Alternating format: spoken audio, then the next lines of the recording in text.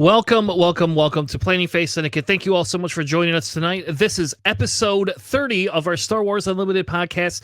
Tonight, we're going to be talking about pre-release weekend. It's been an amazing weekend. Had a lot of fun this weekend. A couple of surprises. We'll talk about those here in a few minutes as well. Also, we're going to be covering a few of the newer decks that we built, a couple of upgrades, plus a few decks that we just found really exciting that we're trying to put together. Can't promise they're great, but I can definitely tell you they're fun to play. With that being said, we also have a few cards that were left over. We're going to cover some of those cards that hadn't been spoiled, that kind of like came out last week. Talk a little bit about those to understand, hey, what are these? Do they fit into anything? You know, where could they be good, and kind of go from there. With that being said, please make sure you like, subscribe, and we will be giving away a Darth Vader to one lucky subscriber next week. So if you haven't hit that subscribe button on YouTube, make sure you hit that subscribe button on YouTube. We also air this as a podcast on Podbean, so you can hit that button over on Podbean, get our RSS feed, and you can listen to us anywhere you go, in your pocket or on your car. With that being said, please welcome to the show my co-host for tonight, Mr. JJ. The Giants still suck. They're 2-7. What's going on? How are you tonight, sir?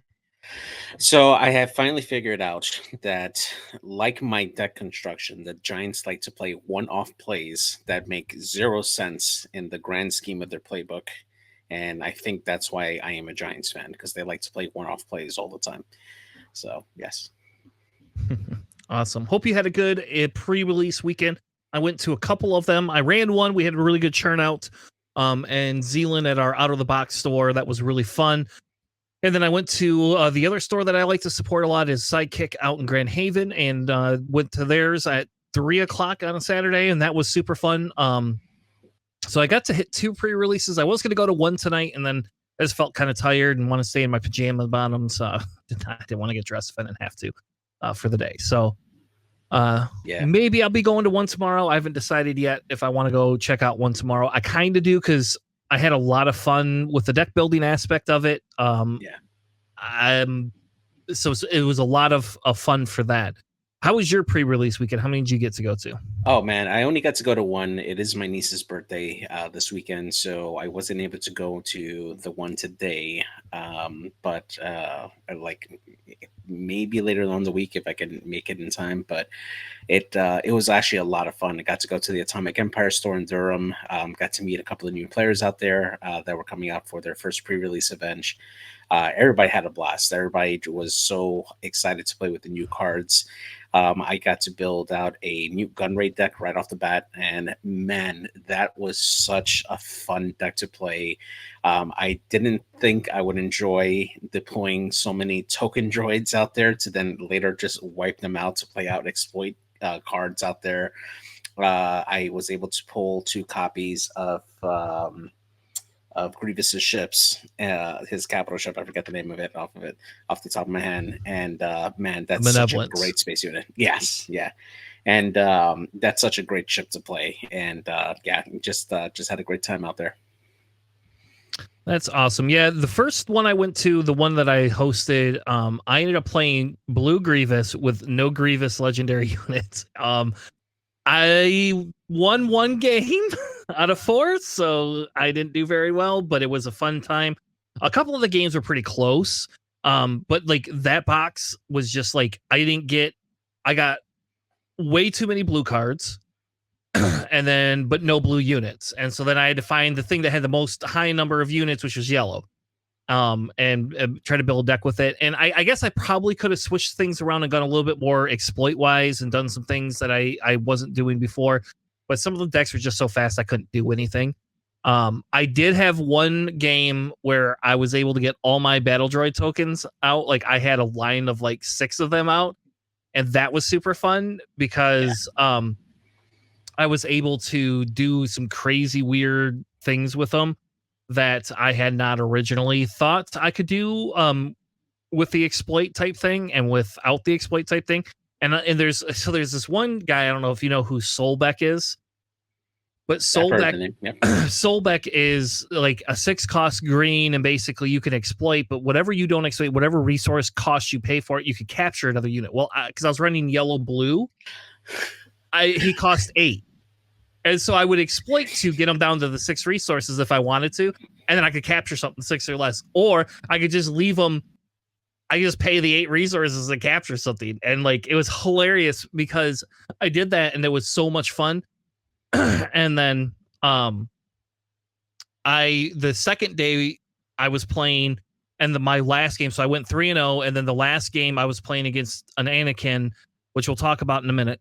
But I was playing against this Anakin deck, and I told him the story about what I ran for the first one after game 2. So game 1 he won, game 2 I handily won, and then game 3, all of a sudden here comes Soul back onto the field, and I was like, oh man, I was like, man, I got had. And then I ended up being 2 off from, or 5 off from being able to win that game. So so close. So I ended up going 3-1 that time. Did you pull any of the new rare bases, or did you see anybody use them? Yeah. Yes. So Gabe used them. Gabe used one. I got all 3 in my stupid packs. So like that was horrible because it was like I didn't need them. I wanted the rare units, not 3 bases. So, but I didn't use it. But Gabe, one of my locals, he used it for his Ahsoka deck, the droid base, and I think it worked very well for the most part, but like when he played against me, it was just super easy to hit that number. Like it was just like it was easier like with my Maul character and with Anakin to hit that 24 health than anything else. So gotcha. Yeah, I faced off on my second run against a Nala Se deck that had the leader +1 health ability for 26. And I gotta say, Nala Se definitely surprised me, being able to buff those clone troopers with her ability, and just constantly had my opponent just happened to have enough like sentinel units to block me from going in there, and just constantly had a steady flow of clone troopers out on the field that constantly was able to use their coordinate abilities off. And it was great. It was a really nice deck, and to see Nalase in action. At first, I was a little down on her, but after seeing what you can do, especially when you can set up properly, have a steady stream of clone troopers and tokens out, she could definitely do some work. Yeah.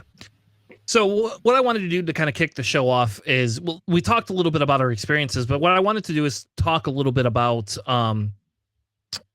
our pre-release rankings. So we did a pre-release Twilight of the Republic rankings where Alex and I went through last week and talked about which ones we felt were good and bad and yada yada yada. Well, we were wrong about a few things. So the first thing that we have in here is Anakin Skywalker might be good. That's incorrect. Anakin Skywalker in pre-release is amazing. The 2 I went to, both of the guys went 4-0. So I will say I did almost take down the Anakin Skywalker in the 4th round at that one, but really the Anakin Skywalker just like was so good out of all of those. Outside of that, I don't think any of the other leaders like showed a lot. I will say I think Wat Tambor felt a little underwhelming. Honestly, he felt a little slow. But really the big one was that Anakin Skywalker was just like off the charts, really good.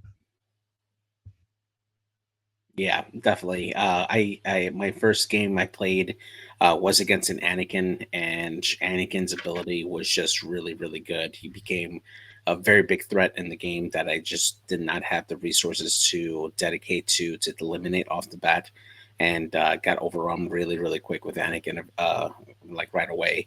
But yeah, definitely a card that I'm definitely going to be looking out for. He plays very, very well. Yep.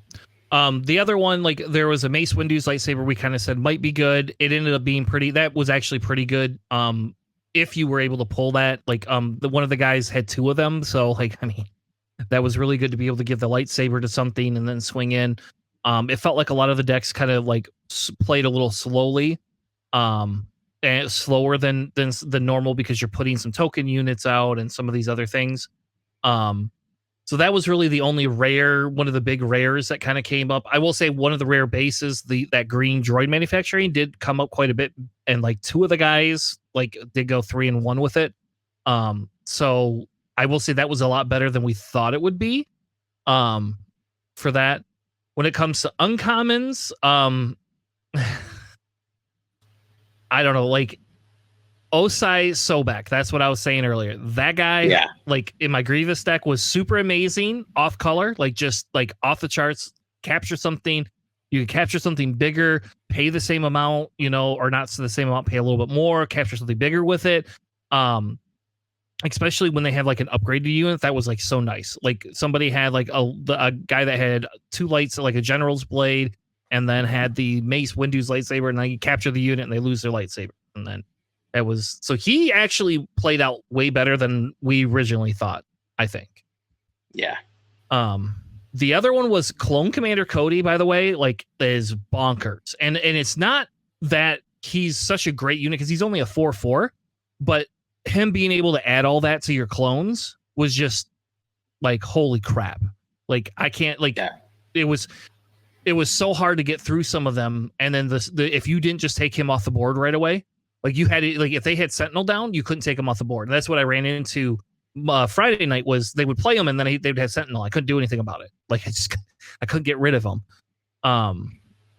Disaffected Senator was another one, because that's the one where you could do the 2 damage to the base, especially if you have extra tokens that you didn't have anything to do with them. That was like, holy crap, was really, really, really good too. I'm trying to think of what's the other ones that I played that were really good. I thought I told you in the pre-show, but now I don't remember. Yeah, we kind of got into it there. Well, while you're going through it, the one that I definitely was wishing could do a little bit better was Soulless One. Soulless One just feels like it just did not have a place in my deck. Yeah, it was a nice separatist card to have on there, and it was pretty cheap. But honestly, like I felt that I got more out of the Hyena Bombers than I got out of Soulless One.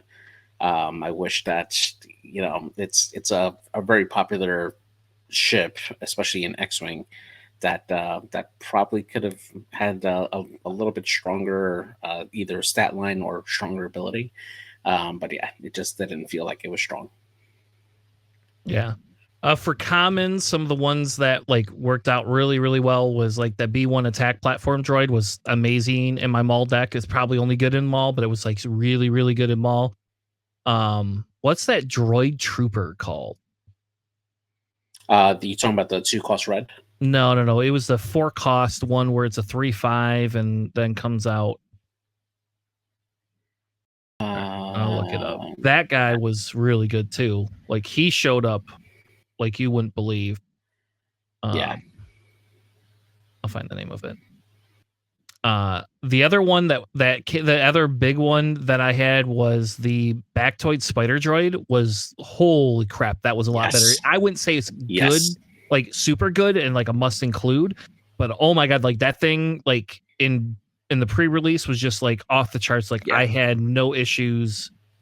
With that thing comparatively. Yeah, it was so great because Nuke Gun Ray just really was able to reliably break out battle droid tokens constantly. So that provided that fodder that I needed to deploy my battle droid tank out like fast. And oof, it was such a game changer at that point. Yeah. Relentless Rocket Droid. Yeah, thank you. That's the one. Yeah. Yes. That was actually like that thing. Oh my gosh. That thing like got like that thing. There is no reason not to. The Droid Commando also like I know we rated that good. Like, holy crap, was that thing really, really, really good. Like that thing just like that thing would come out. Like I could ambush that thing all the time and it just would be really, really good. The Tri-Droid Suppressor, same thing. Like, cause I had the exploit on it. That was actually a lot better than I thought it was going to be. So some of this exploit stuff was better than we originally had kind of thought, I think. Yeah, the biggest thing is like you got to make sure that you actually have the fodder or like the resources to like get that out there as soon as possible because it really ups the tempo for your game. Like if your opponent ignores your tokens and they don't do anything to like delete them, which and honestly, all three of my games that was pretty much the case. My opponent was more focusing on taking out my bigger units and just leaving the ones out there. Like being able to get those larger units out fast, like that really made a huge difference for me in my games. So yeah. So, any other like insights? I mean, like I think the big thing, was that Anakin was better than I thought he was going to be. I had a lot of fun playing against it. So, yeah. But Anakin just being able to trade up was just hands down one of the better leaders I think of the whole day. I almost played Palpatine too, but I didn't because I was like, I'm not going to do this. I'm not going to play that game. One of the things I noticed with the box distribution was that like both my boxes, I had very few like hero cards both days. Like it was awful. I was like, I don't have a way of playing this game with hero. Like I had to build villain decks because almost everything was neutral or villain. And I even didn't have that many villain cards. Like they were still even lacking in the villain cards. Everything was mainly more neutral, which I think made it. I didn't realize that the first day, but when you were playing against somebody, like they had the same cards as you. And I was a little bit more surprised by that than I had, originally thought was going to happen. So, yeah. So one of the surprises for me was Jesse, and this was on the Nala State deck that I was playing against. So he waited till he had 6 resources. He deploys Jesse, which then creates 2 Battle Droid tokens on my side, and then the very next turn he plays Disruptive Burst. And at that point, I had 6 droid tokens out on the board, and I'm like, yes, I'm about to drop a whole bunch of exploit. And before I could do anything, that Disruptive Burst, which gives each enemy unit -1/-1, just wipes my board clean of all my Battle Droid tokens. And I'm like, damn it! But man, like that was actually a nice like combo to bring in like a solid unit for 3 points. And then follow it up with a Disruptive Blast, which just eliminates all the token droids that were just spawned from there. So that was a nice little combo there. Yeah, that sounds really fun. I did not play against a Jesse, so I was a little kind of surprised by that. Yeah. I will say, like I played Grievous and then I played Maul. Maul just was so good. Like, I didn't have like it was a Maul green, so that's probably part of it. But like just being able to ambush out the droid, some of the other stuff that I was able to do with Maul, his overwhelm, just like was so good that I don't know what else to say sometimes. Like, I mean, he just like that B1 battle platform, they would like the best would be is if they were attacking first. So even if I had a unit up and they were attacking base, I would play that unit and then they would then play one of their units, and depending on how many resources they had, I would depend on whether I even bothered to like swing in or just claimed and then went to the next round or the next and like I wipe things off the board just like that, just like see it gone. The other thing that I played breaking in off color in my Maul deck because it's a 4 cost, like, but that was giving the +2 and Saboteur. Like one time I got past a Sentinel to win the game. Nice. Even at 4 costs was so good. I will tell you the thing I miss the most is Smuggle. Holy crap. I really miss my Smuggle cards. Yeah, me too. There are times that I'm like, man, I'm putting some really good cards into my resource deck, and man, I wish I could smuggle. I'm like, man, I would give my left arm for a tech right now, just so I could smuggle things out. Yeah, so good. So if you guys did happen to do your pre-release and you want to join our Discord and like just kind of give us your story, that would be awesome. Like I love hearing about new things.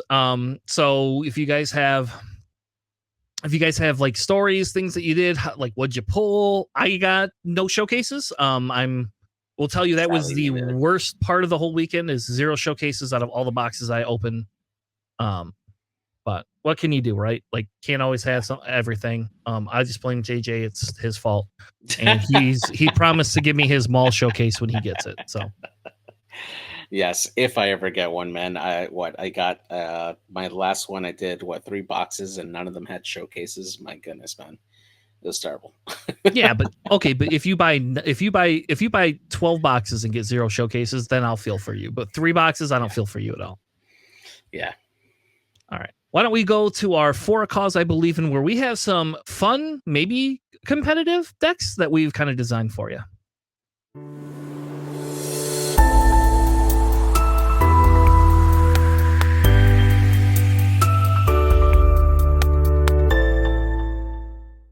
All right. Welcome to our For a Cause segment. Thank you so much for joining us for that. This is where we do fun, cool things. And so since we have no idea if these decks are competitive, I said, let's add them to our For Fun segment and let's do some new decks. So I chose Maul. Obviously, I've been playing Maul a little bit, in fairness, more so than I had originally been playing. That was one of the ones I started to play first. A, because it's Maul, and B, because it's Maul. But it fits that red villain aspect thing that I really, really like. And it gives me the ability to have ECL again, whereas I don't get that with Pelp. So part of the reason I chose to do that was because of this specifically. So super fun. I don't know. I'll go over the deck, and then JJ, you can kind of give me some critiques. How about that? Yeah, absolutely. Go ahead. All right. So we have Maul with ECL. I have 2 Force Choke, 2 TIE Silencers, 3 Poggle the Graders, 2 Bo-Katans, 3 Fifth Brothers, 2 Open Fire, 3 of the Phase Troopers, 3 of the Super Laser Techs, 3 Droid Commandos, 3 of the Tri-Fighters, 3 Battle Tech, or whatever, the platform guys, 3 Overwhelming Barrage, 2 IG-11s, 3 of the Mauls, 3 Relentlesses, or not Relentless, I'm sorry, Ruthless Raiders, 2 Kylos. Yes, I added Kylo back. 3 Vaders, 2 Mauls, 2 Pelps, and 2 Devastators. In my sideboard, I have the Relentlesses, I have 2 Kit Fistos, 2 of the Fang Fighters, 1 Open Fire, 1 Force Choke, and 1 more Devastator. So the way a lot of this works, right, is you have the ability to have, your droid is able to ambush out if you need it to. If you have like 4 of these cards, that's probably the one card that could possibly be cut. Or we could add in a few more droids if we would rather do it that way to give him, or more separatist units. I also did not put Count Dooku in here. I ended up going with, personally, I just feel Pelp is better than Dooku. And to be honest with you, the Devastators probably could come out, and you could either put Dooku's in or Kit Fistos in, and probably put those Devastators in the sideboard. I just have an affinity to Devastators, though, so it's really hard. So the idea with the deck is you have the ability to have the Overwhelm. You can get your Sentinel out. You could be able to swing with your Sentinel, overwhelm into their units that have like the 2 hits, and then you get the extra token, so now you're a 4/4. The only ramp I have right now currently is the Super Laser Tech, and I have that on purpose because that's how we've been playing Pelp Red, is with less ramp. And really, I'll be honest, like Maul coming out a turn early is good, but Maul coming out 2 turns early is not like it doesn't swing the game enough that I think it makes a bigger difference. And you lose a lot of board state, I found, when I play like a resupply and one of those. So if Maul gets to come out a turn early, I call it like a win. But like really in the I'm okay with him coming out on 6, because I could control like what they play. So like if you're playing against a blue deck, I found that if Maul comes out on your, when they're on their 5 resources, they can't take him down as easy unless they damage him. And then you're kind of screwed. But the next turn, when if you bring them out early, then if they have a rival's fall, they just play it, right? They just play it and it's done and over with. And that's, I found, is just such a feel bad for Maul, whereas I can force them to not have to play a bunch of units and hold it, so I know what they're doing and I know why they're holding it. and then I can either dilly dally around or I can sacrifice them and force them to use it as well. So what do you think? What's your thoughts? Things I'm missing, things I have in there that you wouldn't have in there. What are your thoughts? Well, I definitely like the overall construction of the deck. It's definitely really nice to have a lot of these high-powered like units on there with the ramp to help you out to get a lot of those units out faster. Really helps with Maul's ability to have that large attack force. My only thing I would consider is maybe having a couple of timely interventions on the sideboard, and maybe a couple of fallen lightsabers on there just to buff either Maul or Fifth Brother, or even Kylo Ren out there just to have that extra added effect when you're dealing damage out there. I would imagine that a Fifth Brother with the Fallen Lightsaber being able to deal damage out there and then do his attack with Overwhelm on top of that could be a really devastating way to go through your opponent's units out early with that extra attack power and health, especially on Fifth Brother. That could be really, really devastating. But at the same time, if you're taking the time to do that, it kind of takes away from the tempo of your deck on how you're doing it on there. But something to consider, just to at least have it on the sideboard there. I do definitely agree with the Fang Fighters on the side. I find a lot more utility with them than I do with Confiscate. And like I think that they definitely have a place on your deck just to add in there when you're facing off against certain lists there. Overall, though, really, really solid list. I like this list a lot. Yeah. Thank you. I think one of the things, and I do agree with you, actually, that Fallen Lightsabers in the sideboard might be better. Like the open fires and the force chokes, like they're there because I'm used to playing it that way. Like I don't know as much if we're gonna need those all the time. Like I think the force choke stay, and like I'd been thinking about putting force throw in, right? Because now I've got 3 Fifth Brothers, 3 Mauls, 2 Kylos, 3 Vaders, 2 more Mauls. Like I kind of wonder if like it would be beneficial to have that force throw, um, and just use that as a way to help stop their, like like use that as a way to kill things. I don't Yeah, know. I like the force choke personally, just because I have the pure fact that I have the ability to play it for 1 cost, and a lot of times when you like, I'll be able to play a Fifth Brother and I have 1 resource left over, and then I'll be able to play the force choke, and then that makes it so I don't have to keep these low cost units in the deck as much as I want it to. yeah, absolutely. All right, we'll do your Nalisay deck next. How about that? Yeah, absolutely. So we got Nalisay here. So this is kind of inspired based on the deck that I faced off here, and I added a couple of my touches here. So we got a Nalisay with an ECL. She has 3 copies of Clone Deserters, 2 Outflanks, 2 Strategic Acumen, 2 copies of Electro Staff, 2 General Tags, 2 Coruscant Guards, 2 Power of the Dark Sides, 3 Infantry of the 212, 3 501st Liberators, 3 copies of Batch Brothers, 3 copies of the Phase 2 Clone Troopers, 2 Takedowns, 3 System Patrol Crafts, 2 Crosshairs, 2 copies of Echo, 2 copies of Indefensive Camino, 3 copies of Vigilant Pursuit Craft, 2 copies of Commander Cody, 3 Clan Saxon Gauntlets, 2 Records, and 2 Captain Rex to finish off that deck there. Then the sideboard, I added 3 copies of Timely Interventions, 3 copies of Evidence of the Crime, and 3 Traitorous on the sideboard there. So I kind of built this deck with the minor having a pretty decent synergy with the different clones that are available on here. I really wanted to put an Echo here just to have extra utility to be able to bring out different clone troopers when I needed. But I wanted to have a good mix of low cost clone troopers just to have the more reliable coordinates when I do need them. Having Cody out there just helps make those troopers even more aggressive with his ability. And for the space units that I have on here, they're mainly there just to be sentinel pieces on space. So that way I can prevent my opponent from running away from with taking over that side of the board there.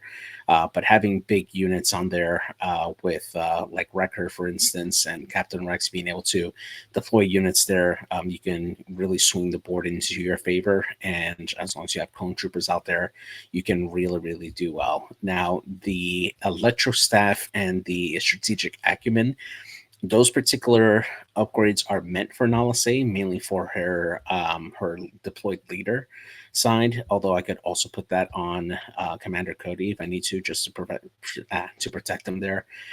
Being able to provide all your clone trooper units with the ability to heal your base when they're defeated absolutely makes them a really, really valuable asset, especially if you have a bunch of Sentinel units out there with the infantry, the 212. It really helps with just having your opponent having to deal those units first, and you can go in and attack your opponent's base if they don't have Sentinel units out there. So definitely has a lot of different components on there. Being able to add in, you can kind of mix and match and add in other clone troopers if you wanted to in there. I definitely consider Omega just because you can kind of pull from your deck and choose which clone troopers you may need for any particular time. But yeah, it's definitely really good. And Defense of Camino is a card that I wanted to add on there just so you can have that extra restore and also create clone trooper tokens whenever a unit is defeated, just so you can keep up that coordinate, especially later on in the game with Cody, and just really helps keep your unit count up for this list. So the only thing, I mean, I think for me the big thing there is your, I don't know. I like the clone deserters. I don't agree with the acumen personally or the electro staff, but that's just me. I understand the logic in it because there's just, by that point when she comes out, they're just gonna use Rivals Fall or something else. I've actually moved Power of the Dark Side to the sideboard. Okay. And I only say that just because, like, I don't know how, like, I think it's still going to be a good card against certain decks, but I don't know if it's going to be like the end all be all against all decks nowadays. The other thing I would consider putting in here is, well, I will tell you the Vigilant Pursuit Crab. I hate that card. I think that's trash. Like, I would dump that immediately. Like your 5 space that opens up 3 spots. And I think like the big thing is you can also put 5s in here. That's the one thing I noticed you didn't have was 5s. If you're going with like all the clones, he has Saboteur, and then when you play an event, you may put a clone unit from your discard pile on the bottom of your deck. So if they kill the Wreckers or they kill some of these other ones, it doesn't, like, you don't have anything that tutors your deck specifically. Like if you had Omega in there that helped tutor your deck, then so maybe he's not worth it in this deck because you don't have anything that tutors. Specifically. Yeah, that's kind of one of the reasons why, because he was originally in this deck, and like when I was reviewing like the synergy of the deck, I wasn't really able to like identify where I can really like make great use of it. So that's kind of why I left 5s out there. I would have to rebalance the deck in order to really make use of his ability. Yeah, I would say the big thing I would do is I would add the Overwhelming Barrages in there and get rid of that 4 cost. I don't know, what is that? In Defense of the Republic. Yeah. Get rid of that and put Overwhelming Barrage. Like I'll just tell you, like, I would run that as a 3 of no matter what. Like that's the whole point of being able to run. We're not running a hero deck. We're running a villain deck. And I would also put the Pike Sentinels in there as well. Because those guys, those little Pike, what are they called? They're called Pike Sentinels. Yeah. Mm-hmm. Those are a really good 2-drop. I would actually play that over your outflank. I would do that. I don't like outflank. I don't think you're going to get the value out of that. I don't think, because you don't have anything that lets you go wide. So that's your other thing. You got to think you don't have a lot of stuff that lets you go wide for it. And I don't know what General Tag does. So when he plays, you can give out an experience token to 3 trooper units, which are pretty much the Okay. majority of all my clones there. So that just helps buff them, and it also you can also target your clone trooper tokens as well, since they have the trooper keyword. Yeah, but you don't have any way to generate those except for Bad Batch. But Yeah, I the do. Batch and Rex. Yeah, Yeah, I do agree with you though. Okay, I didn't think about that. That actually is pretty good. But that's probably what I would do. I would put the overwhelming barrages in for sure. Because basically, if you don't have them killed by the time Record comes out, you've lost the game because you don't have any top end in here, at all.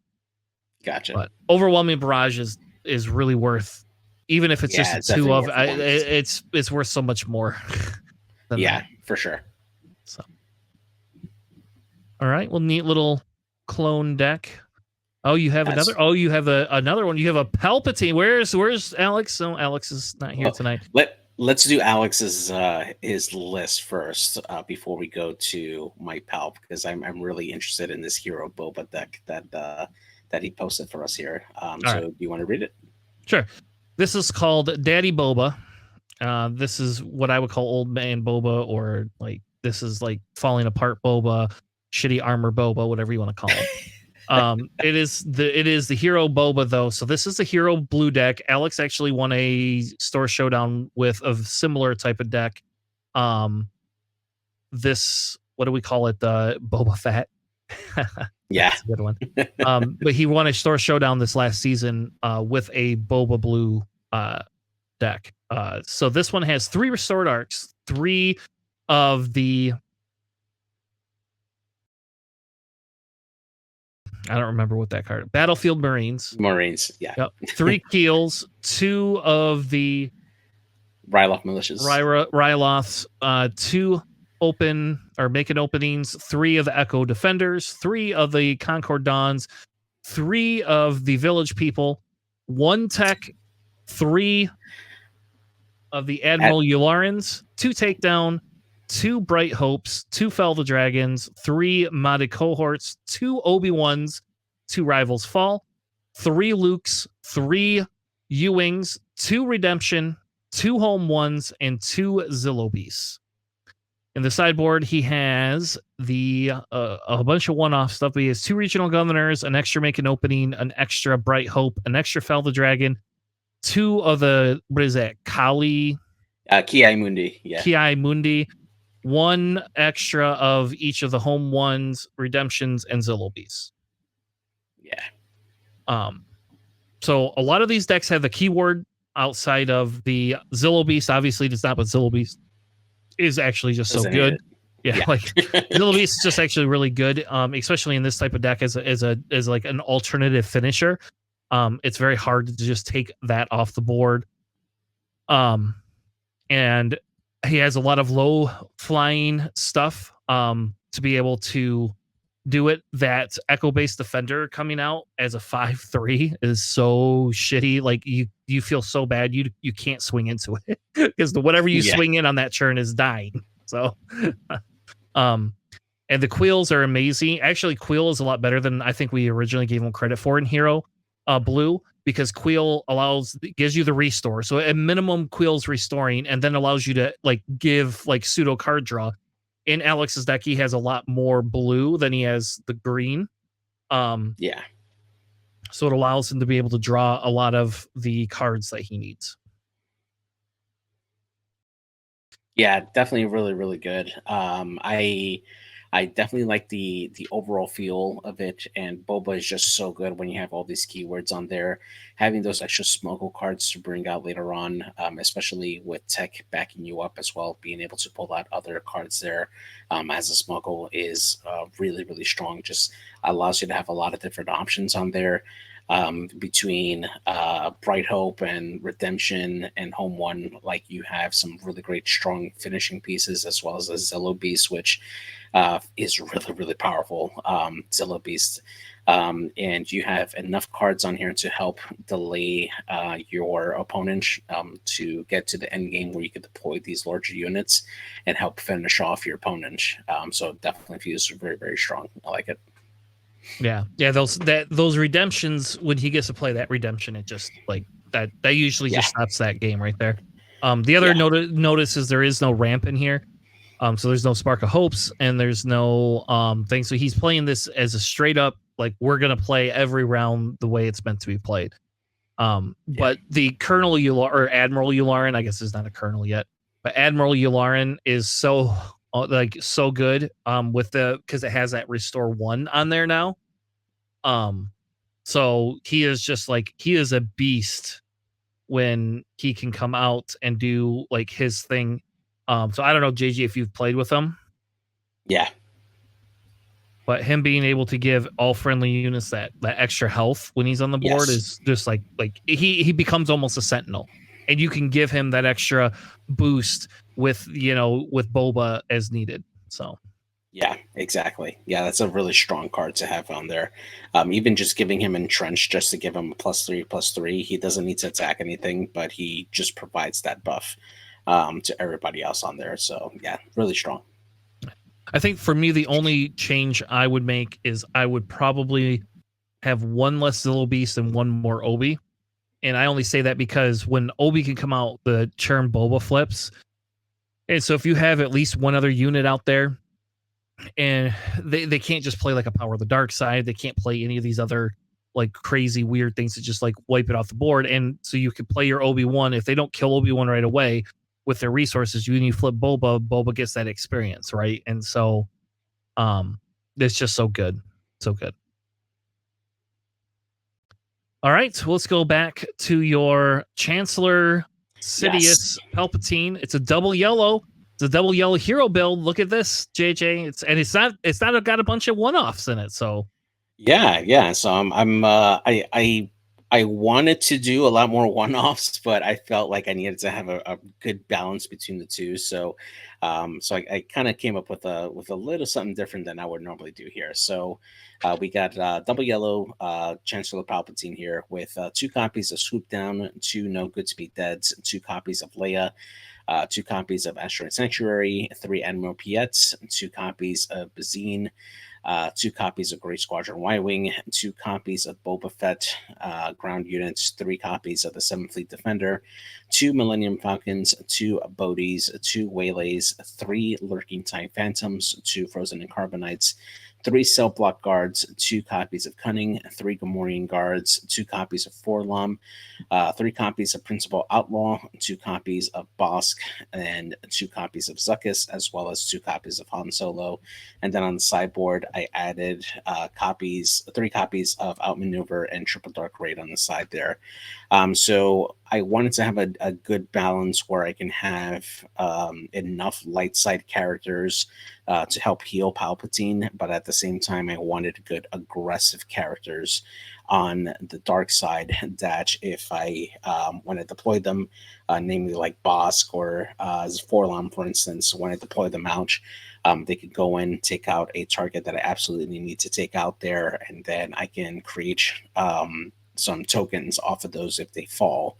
I added the Gamorrean Guards on there mainly because I needed that early Sentinel piece, along with the Cell Block Guards just to help delay in case I need to, but they can easily be swapped out for Triple Dark Raid or Maneuver on there. But I wanted those pieces there just so I can have that presence on the board if I need to. Millennium Falcon is a great early piece to get out onto the board because it deploys ready and then just comes right back into your hand you need. And then just to have a little bit of control for my opponent's hand between Bazine and Bodhi Rook, just really good pieces to have out there that they can help control your opponent's hand and take out some of those annoying cards that they might have on there. And then if I need to really punish, having the Lurking TIE Phantom along with Swoop Down helps me take out some strong units while still keeping my TIE Phantom safe and help control the board as state as I need to. So so that's what I have set up so far. yeah, so the only thing I would say is I would dump the swoop downs personally. I don't think you have enough space units. You literally only have 5 plus the 3. You have 8 space units. I guess you have the 2 gray Squadron Y Wings, but they're not. Yeah, 10 with Falcon. Yeah. I don't know. Like I feel that it would not. I don't feel it's beneficial. Just personally, I would get rid of it. I don't think you're going to use it. personally very often, especially because you don't have a lot of top end here. And I think that's the big thing is you're going to need a little bit more top end to be able to take out. So I would definitely swap those two out. And then I would increase Leia to like 3. But that's just me. Like that was like tough. Like I know. wanted her to be a 3, and honestly, I think I would probably bring Madi down Yeah. to bring Leia up. But when you're able to ready up like a Forlom or a lurking TIE Phantom after Madi dies, can be pretty strong, or even a Bosk if I wanted to. But yeah. I would remove the swoop downs, and then I would either put the Fett's fire spray in, though they aren't as good in that deck because you don't have Boba Fett or Jango, Yeah. right? You know, like Yeah, so it's not, that's so I was on the fence with that too, like adding the fire spray in there, but like it's like I have to really be lucky and have both like the Boba ground unit on there and then deploy it out there. But the chances of that really happening, even with a 3 off of each, it just feels really, really low. So I decided not to go that way. Yeah, because you have quite a bit of events in here. So like I think I would cut the Asteroid Sanctuary and the swoop downs as well. I would cut both of those. I would add another Leia, or if you want to switch the Leia around for Madi, that's fine too. I do agree with you. Madi can be decently good in here for it, but I would add some more top end in there. I would put like, I don't know, you could put Fennec Shand is a really good one. You have a lot of different costing cards, so Fennec Shand's really good. For something that you could put into a yellow deck. You could also put I'm trying to remember. You could put Cad Bane. That's the other one that I think I would be tempted to put in here as Cad Bane. And if you want to swoop or change, like if you still want that event, you can pursuits, though I don't think that they're as good. But if you do put Relentless Pursuit in, you at least have, 4, 6, 7, 8, 9. You have 9. You have 11 bounty hunters. So Relentless Pursuit is going to hit more than the swoop down is, because swoop down relies on it being in there, whereas Relentless Pursuit allows you to be able to still capture anything, whether they are a bounty hunter or not. But that's probably what I would do. Is I would toy around with a couple of Cad Banes. I would put 2 Cad Banes in for the 2 swoop down. I would get rid of the Asteroid Sanctuaries, and I would put in 2 Relentless Pursuits, and then I would swap around Madi and Leia. At least I would probably do that. That's probably what I would do. I don't know. It's hard only with 2 Falcons, but I do understand. Like, I don't know, and that would be the other thing, is you could somehow fit another Falcon in there. I don't know. Yeah, I mean, I can, if I'm dropping some of these events, that'll leave me a couple of like open spaces to add more units in there. I mean, I can also drop down the Gamorrean guards as well if I wanted to, but just losing that sentinel piece kind of feels rough. So I mean, the majority of the cards you have are yellow. The only ones it doesn't pair with is the cell block guards and Madi. That's it, right? Like, other than that, those Gamorrean guards pair with everything. So like, they're not a bad, in my opinion, they're actually not bad. Especially because it gives you a second set of Sentinel on that board. Yeah. And Palpatine never flipping means you have to have another unit down. So that's the only downside to that, is you have to have that other unit down. But the majority of your units are yellow. So it triggers off all of your units almost. So I don't know. Yeah. You could drop it to 2. I don't know if I drop that down to 2 though. I kind of like those. Yeah. guys. Yeah, 4/4 Sentinel for 4 costs. It's really strong. It's nice. Yeah. All right. The last deck that we have by request is the updated Pelp Red deck. So this was by request in our Discord. This is the Tanner version. I have no idea what the Alex version is off the top of my head, but this is kind of where Tanner landed with his updated one. So Pelp Red, I think, got really, really good, though I'm almost leaning towards Pelp Blue as being better. But we'll see. We're going to stick with the red for now. And this is probably what I will sleeve up for my locals this week. So if you're playing locally against me, this is what I'm sleeving up probably. But this one has, I went to 2 Salacious Crumb over the 3 Salacious Crumb, just because I felt having 3 just always was way too much.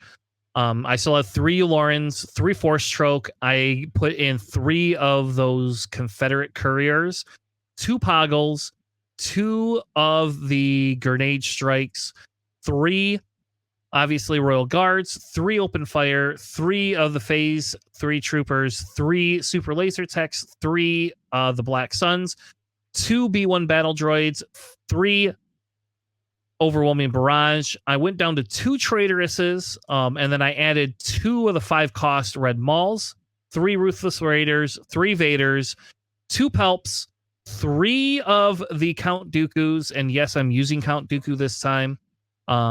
Whereas before I had not been using him because he has the exploit key token for it, and 2 Devastators. In the sideboard, I have more cards, I think, than I'm supposed to, but the sideboard that I'm playing around with right now is the private manufacturing to draw the cards, to let me continue to tutor. 2 Fang Fighters, 2 Palps Return. I added 2 clones in the sideboard, 2 Relentless, and 2 Crate Dragons. And I know right now Alex is running Crate Dragons main board. And that it's a contender for the Devastators. Crate Dragon is very good. But so is Devastator. And most of the time we're not in this deck hitting 10 resources, but sometimes you do. So typically the ability to have Palp just hit things is so good. I had to ensure that my Vader still hit. Otherwise, if you're going to run less villain units, you can swap the Vaders out for like Mauls, but like I didn't know how to fit 2 more Mauls in this deck. I like Dooku for the pure fact that I can use the Super Laser Tech and I could swing in with that, get the 2 damage, and then use it as an exploit to get 2 off. So like I then get, it's essentially gaining 3 resources is what you're doing, which is just really good. So like if you have 6 resources and you have a Super Laser Tech on the board, you can then swing in with it, do your 2 damage, exploit it, pay 6 for Dooku, put Dooku on the board, and then flip, and then the next turn you're able to flip Palp. And so like I don't know, I like Dooku in this style of a deck more than I thought I would. So yeah, so I definitely like this a lot. I think for me, I would probably do 1 less copy of Dooku and 1 less copy of Vader to put in 2 clone cards. Just so you can clone another one of your units that you might need. Like if you're able to get Dooku out early and then clone them on top of that, it could be really strong, like for a follow-up turn, or after you deploy Palp, cloning him and then just redoing that ability again can be really strong. I think that's something that could be a worthy inclusion in this particular deck because it gives you a lot of flexibility to copy one of your higher end units on there, or even your Maul as well. That could be really strong. That's my main change on there. I also was considering maybe resupply on here again, just to give you a little bit more ramp, but nope, I won't do it. Yeah. I won't do it. Yeah. I haven't ran Palp Red with resupply in 2 sets now. So okay. Like this is like, and I know that's an odd thing. I agree with you.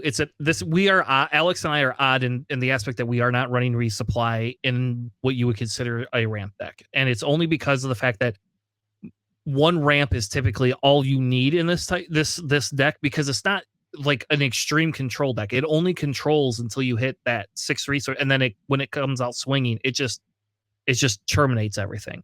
Yeah.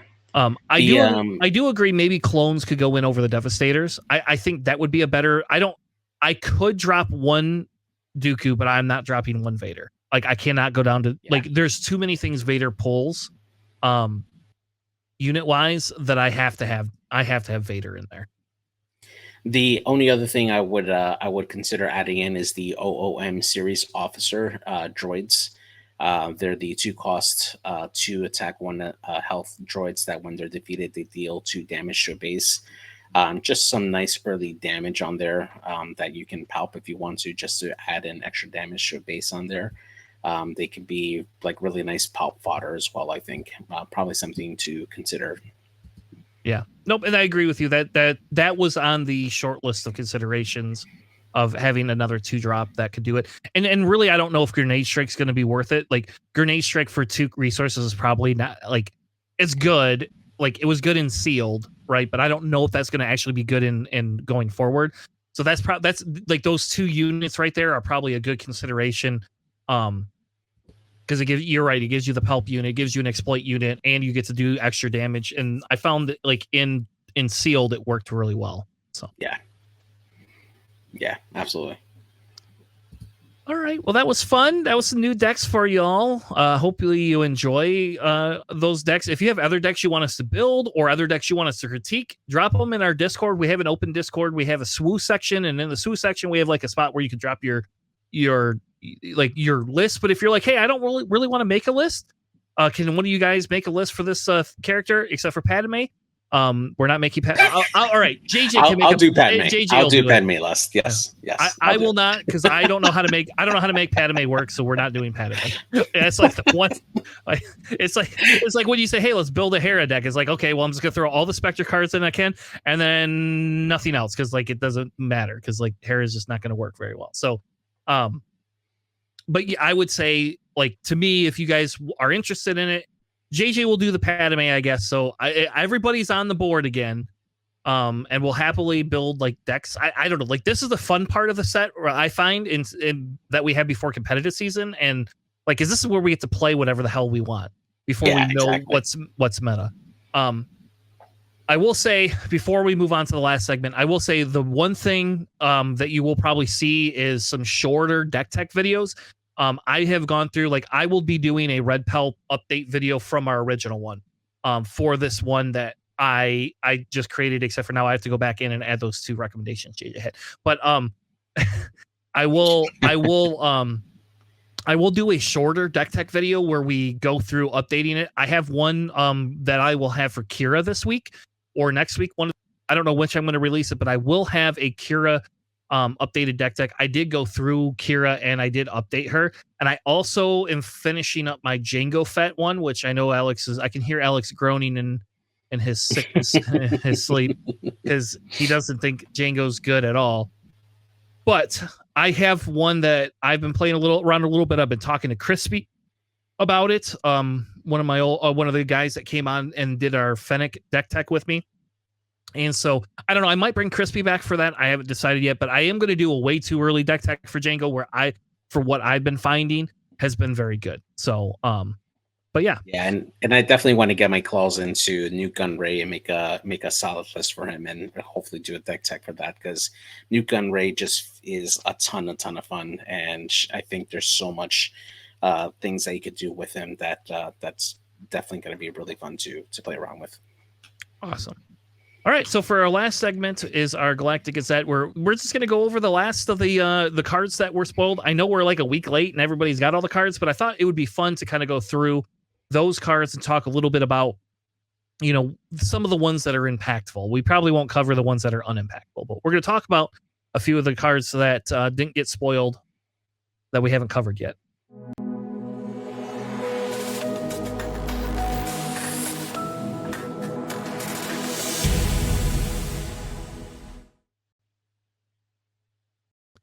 All right. Welcome to our Galactic Gazette. This is the last of the cards that were released before the set drop, and they weren't spoiled by anybody. They just kind of came out from the content creators that got some of their stuff from FFG. And so I thought, well, I'm going to put all the cards in here. We're going to look through them, see if there's anything noteworthy of value that might be beneficial, and kind of go from there. So JJ, I'll let you start us off. Pick one of the 3 cards and go through it. Yeah, so I'll go with Providence Destroyers, which is a card that I got to use over the weekend here. So it's an 8 cost, blue and villainy aspect with 5 attack and 7 health with Separatist vehicle and capital ship keywords. It comes with Exploit 2, and on attack, give an enemy space unit -2/-2 for this attack phase. Super strong, actually, because this allows you to play this ouch. Potentially at a 4 cost to have a capital ship at that cost, which is really good.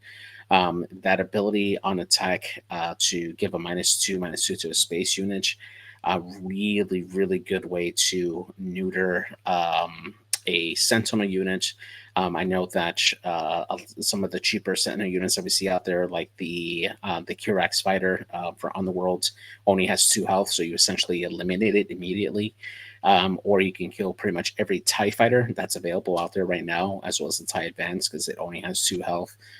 It is a really strong way to help clear a path to allow for this unit to go and attack the enemy's base from that area there. Definitely something that's probably going to see some decent amount of play, and it makes it a really strong unit to really put out there. Because the best part of it too is that even if you don't eliminate that unit, just neutering that unit's offense by giving it -2 can be really helpful to prevent a really strong unit on the other side coming in and dealing damage to either one of your own units or the base. And yeah, just strong overall, really good. Yeah, I think the highlight of it is because it has the exploit right on it. It allows you to bring that out earlier. But the fact that when it's on attack, so like the problem is that because it doesn't have a when played effect, it's not Yeah. as good. But it is decent to be able to bring this out on 6 because now you have a 5/7 space that that fights Fet's fire spray cannot kill. And by the way, you could kill a Fet's fire spray with this thing. Yep. You absolutely can. You cannot. You're a little screwed if they haven't swung with it yet, but you can bring it in, claim, and then you could swing into it, give that unit -2/-2. So now it becomes a 3/4, and you wipe it off the board. You only take 3 damage back. Now you got 4 health left. This is a decent card. I agree with JJ. That this is a decent card and token decks that want to get to an end game a little bit faster without ramp. So these token unit decks are giving us a way to get to them faster. So the next one is Lethal Crackdown. It is defeat a non-leader unit, deal damage to your base equal to that unit's power. It's okay. I do not like the card personally as much, but I will say it is nice if you have something. It's bad against great units.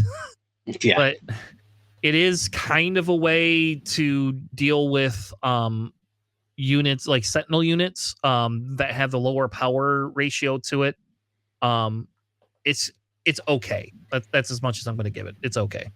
It's whatever. It is a tactic event. It is blue, so you can play this in your villain decks. I personally am not playing this card right now.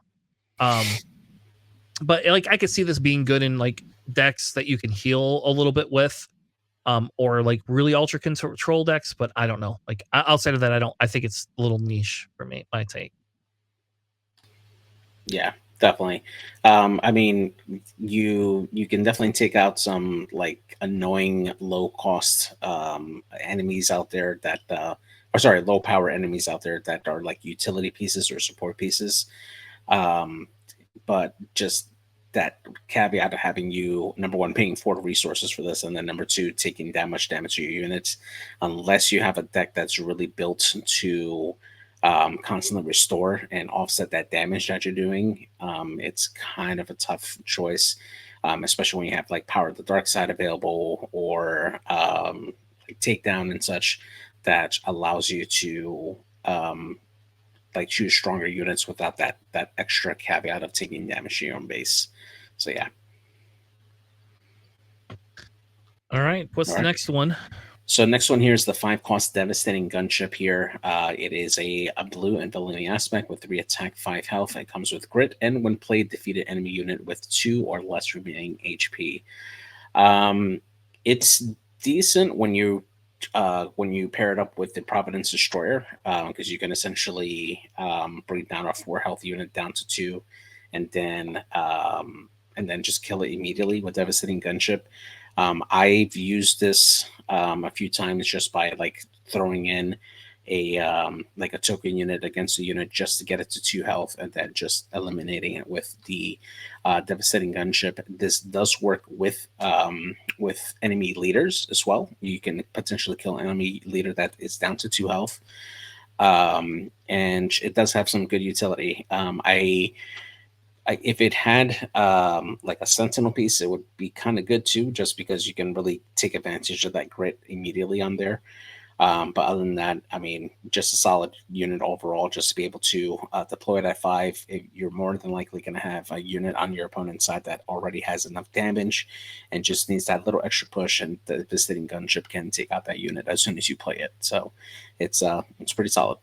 Really good for triple dark raid too. Yeah, I think it's okay. It's nice that it has grit, so it can get more damage if you don't take it off the board right away. But yeah, it's okay. It's nice to have its ship. It does have the separatist and the droid trait, so as an FYI, it does work with some of your other synergy. Mm-hmm. I'll take Compassionate Senator. It's a 0/4 with an action to spend 2 resources and heal 2 damage from a unit or a base. I don't think it's very good. It was good in sealed. That's about all I can tell you. Like, other than that, like, it's a 1-cost official that allows you to play Royal Guards with it. Yeah, exactly. That's what I see this thing as. Is other than that, I mean, I don't care for it at all. Yeah, the fact that you got to pay 2 to heal 2 damage kind of hurts. Like, this might see some play in a raid deck, but honestly, just that cost of 2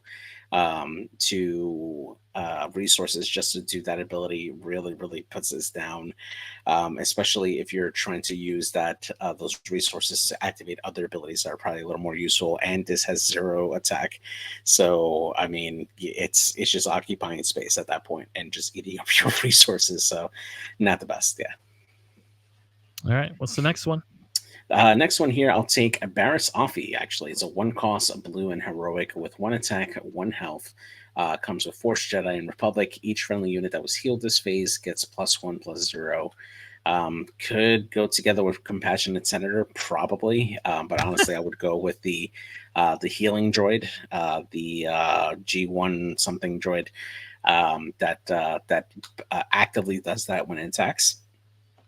And that way you get Barriss to attack a little bit stronger. You know, if you're doing just 1 unit, it'll be a 2/1, and you can buff it with a lightsaber if you really want to. But it's not the best unit.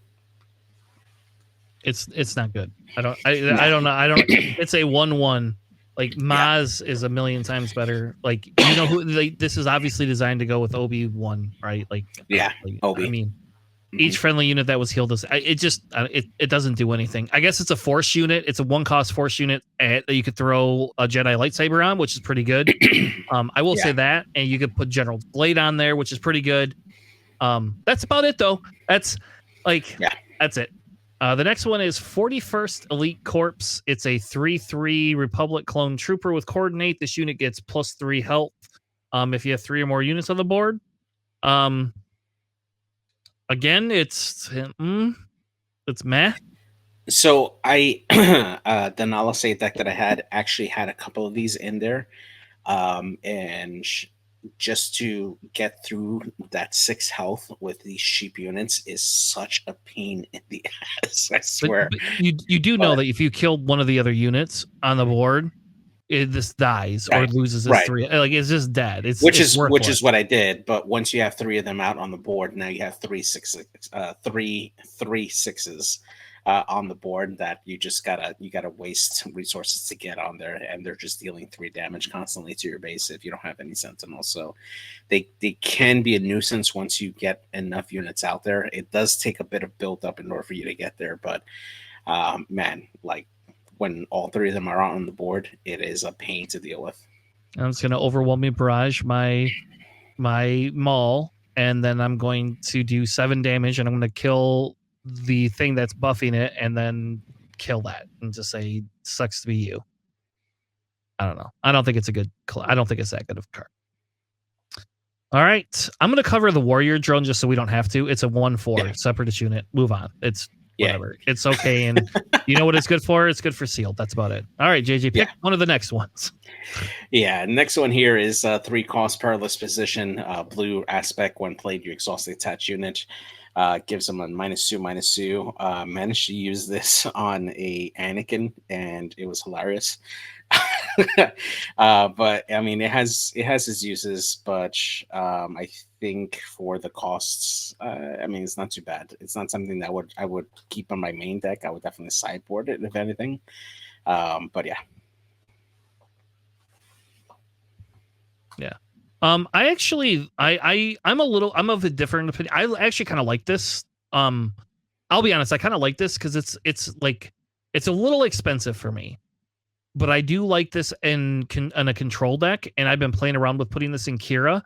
But it's probably not worth the 3 resources, but it has been nice to like I could give it to, like you said, like any sort of a sentinel that's out there, or a leader like an Anakin, and then like Anakin's now less than that, and then you could kill it easier. And if it's a ready unit, it just exhausts it, so it doesn't get to swing in. Like I think the big thing is being, if you know you're able to take this unit off the board this turn, it's the same thing as like a Power of the Dark Side to some extent, right? Like I yeah, could play this, it gives it -2 health, and that's kind of, or make an opening, I guess, is a better way to say it. But it does exhaust it. So like I have used this not against an Anakin, but when I was playing my Grievous deck, I had one of these, and I used it against somebody's Django, and then I was able to just take care of the Django. So I don't think it's bad. I think there could be some play for it, but it's mainly going to be like a control deck type thing. yeah. The next one But is a 4-cost thing called Unshakable Will. It actually has really cool artwork because it's got Kuang in the background with all the little like Jedi children. Jedi Yeah, children from, I can't remember what this episode is. I think it's season 4. I think this is from yeah. When season they're 4. creating their lightsaber, Lightsabers. or yeah, they're getting their kyber crystals for the first time. Yeah. Mhm. Yeah, so like that's pretty fun. I like that quite a bit. And this is a 4-cost. Basically, you get 2/2, and it becomes Sentinel. So I will tell you, this is really good on Obi-Wan. Like this is fun to put on an Obi-Wan. Oh yeah, Like, you know, but it's okay. It's pretty expensive though for a 2/2 increase. Um, I don't know. I don't yeah, see it having a lot of play personally, but it might be good. Like I don't know. This would be somewhat good, and maybe like if you're trying to build like you want to put it on a token unit or something like that, like a clone, then it stops it. I don't know. I'm sorry. I am having a hard time yeah, what I would put this on other than yeah. Obi-Wan. And the other part of it too is that we go for down to the next row. We have a better card than that. So it is a 2-cost card called Guarding the Way. It's a blue aspect tactic, and it says give a unit Sentinel for this phase. If you have the initiative, you also give a unit a +2/+2 for this phase. I think this is better. And the best part about this is like putting it on a cheap like clone token unit out there. That's just there. You're able to buff it and make it a what is it, a 4/3 Sentinel, and you're paying just 2 for it, and you really only need it for one single turn. And if your opponent can't get through it, that's fine because you're probably swinging the rest of your list into their base for that, and that unit also gets to attack with +4, or rather with 4 attack at that point too for that clone trooper token. I like this a lot more than I like Unshakable Will. I think you get a lot more utility out of Guarding the Way, and that's something I would actually consider putting in my main deck. Yeah, actually, and this in Sealed, this Guardian the Way actually came up more than one time. Like there was a guy running an Anakin deck, and he had 2 of these, and he played them not against me, but against my son. I was watching him.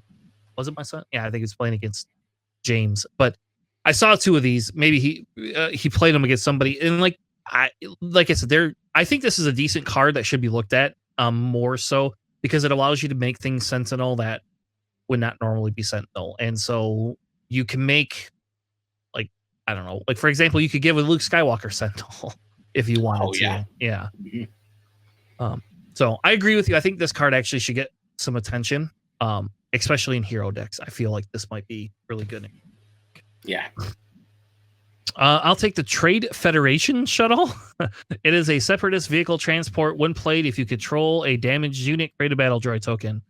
It's a 2/3 for 3 blue. It's worthless in my opinion, but it's got cool artwork, and I actually wish we had one of these in X-Wing. That would have been cool to have like one of these Trade Federation shuttles in X-Wing, like mini transport carriers, kind of like the what do they call those stupid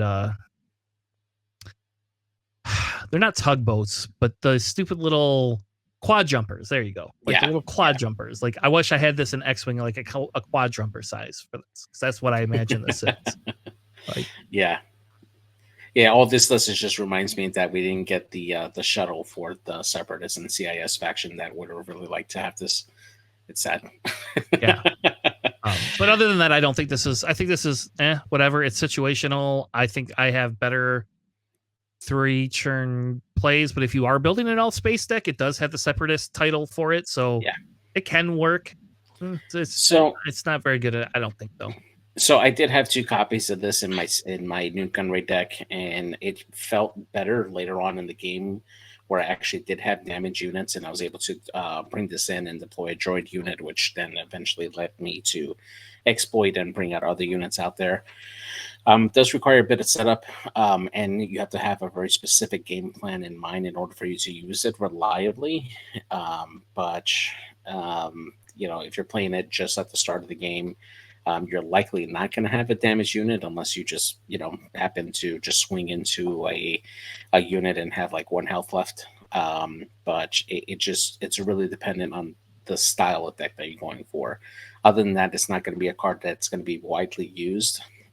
But I mean, it does have some utility. You just got to really lean into it, and it's not a card that you're going to play off immediately. You're going to wait later on in the game to deploy that unit.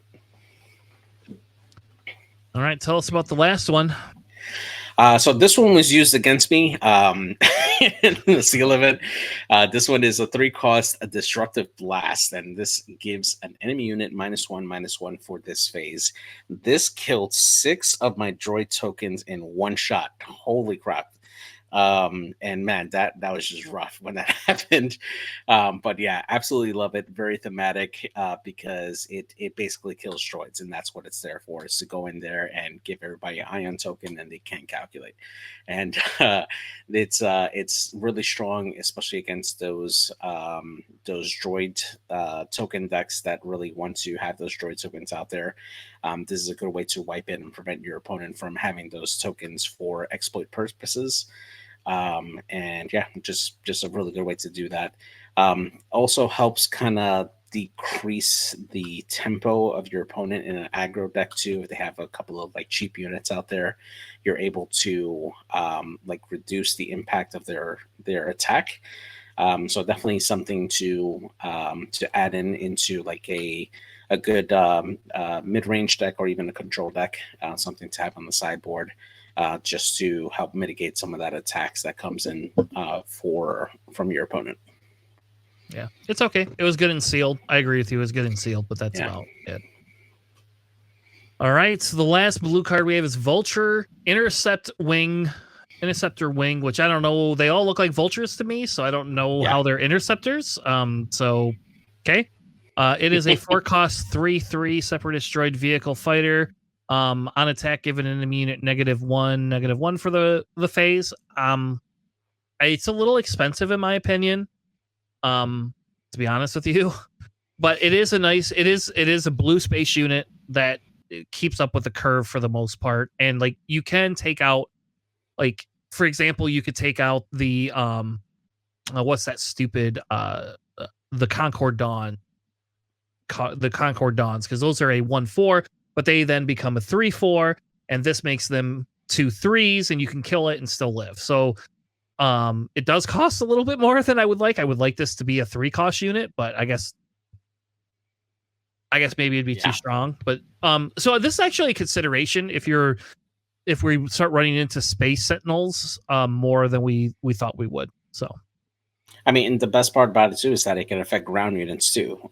So if you have no real target in space, just throw it onto a ground unit that's probably going to be close to death or something. And yeah, that's a good way to just nerf them. Yep, that's a good thought, JJ. I didn't think about that. So Yeah. I So think it's pretty good. yeah, definitely. I will probably start seeing a lot more of these in like space heavy decks, especially with separatists. Definitely something to keep an eye out. Yeah. All right. What's the next one? So we'll go over this one here. Yeah. So this one is Petition the Senate. This is a three cost green and heroic aspect, and it reads: if you control three or more official units, draw three cards.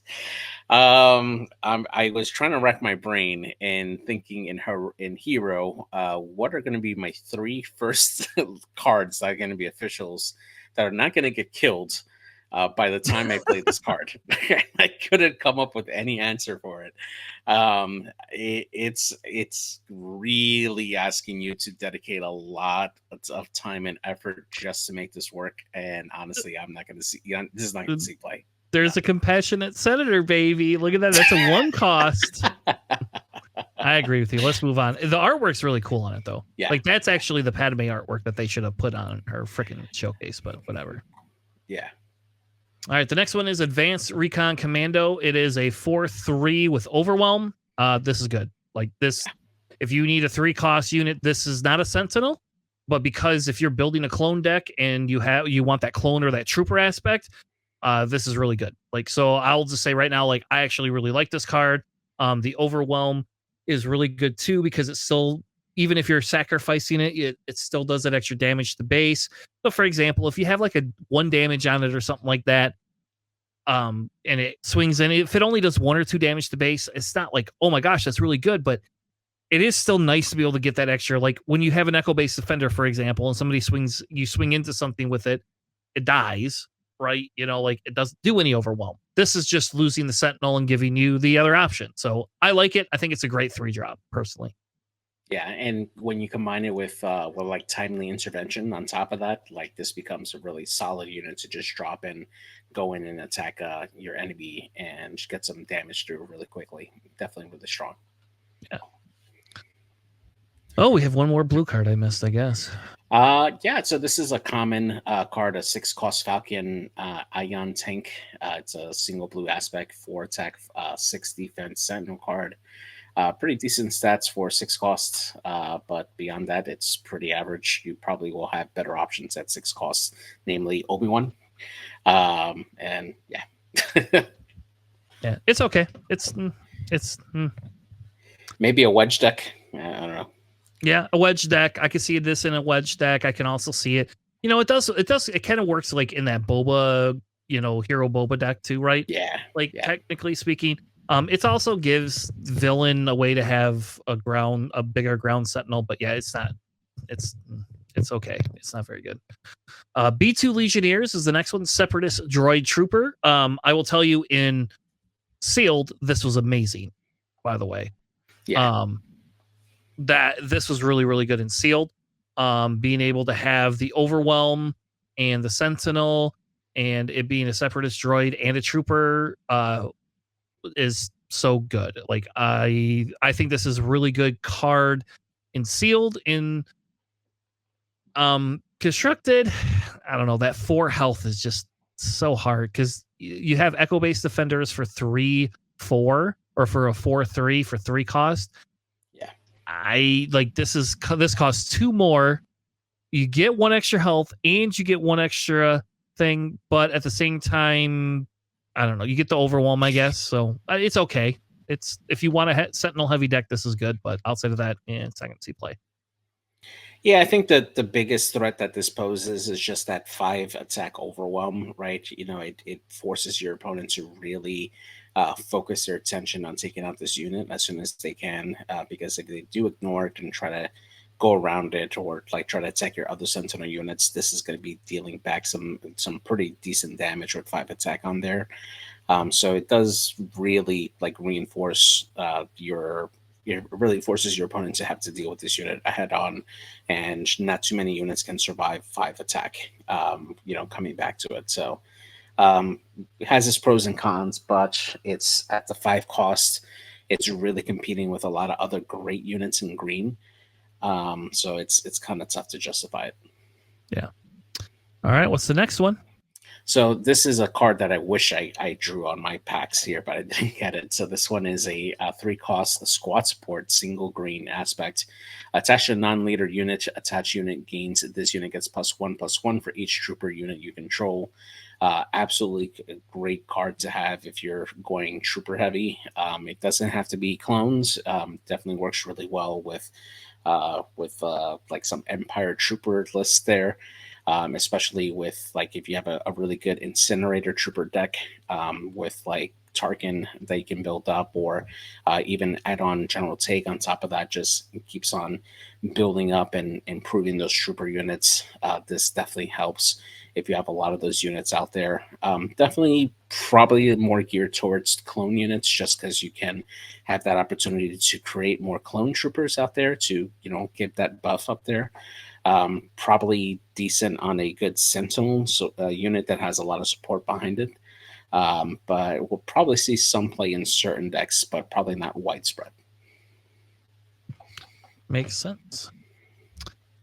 Oh, here's another 1-cost Senator, JJ. I mean, that 3-cost draw 3 card thing, having the Senators is looking better.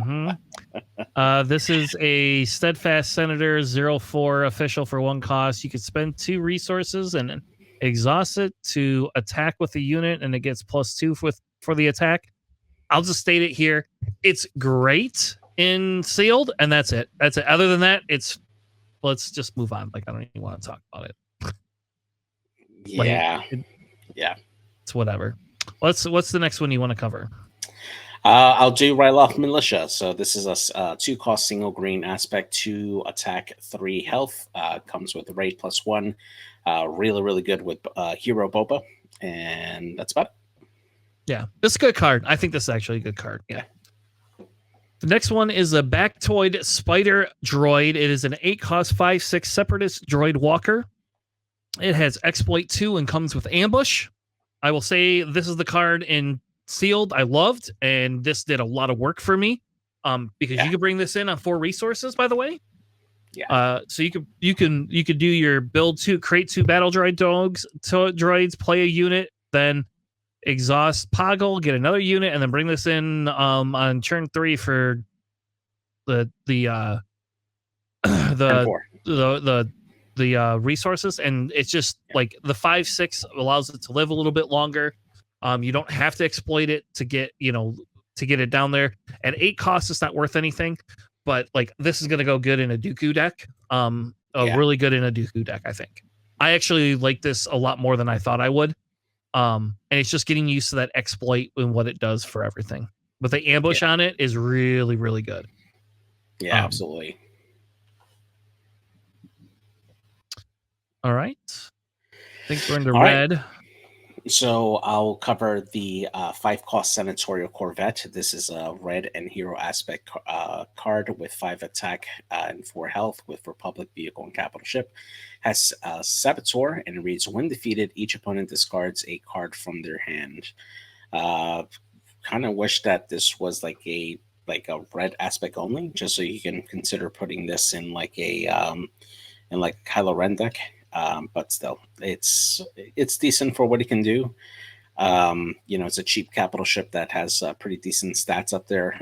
Not too many space units around that cost can one-shot this. But still, pretty decent for what it could do. Yeah, I like it. It'll go good in like decks that want a little bit more space presence, right? And your opponent has to discard a card from your hand, so it has a negative downside to killing it too. So, I mean, can you imagine putting this in like, I don't know, like a Ray red deck or like a Han deck that wants to use the discard mechanic? Yeah. And if you don't kill it, it's doing 5 damage to your base every turn. So, by the way, I'll pick Stella Guerrera. She is just fringe. This is Saw's sister, right? Mm-hmm.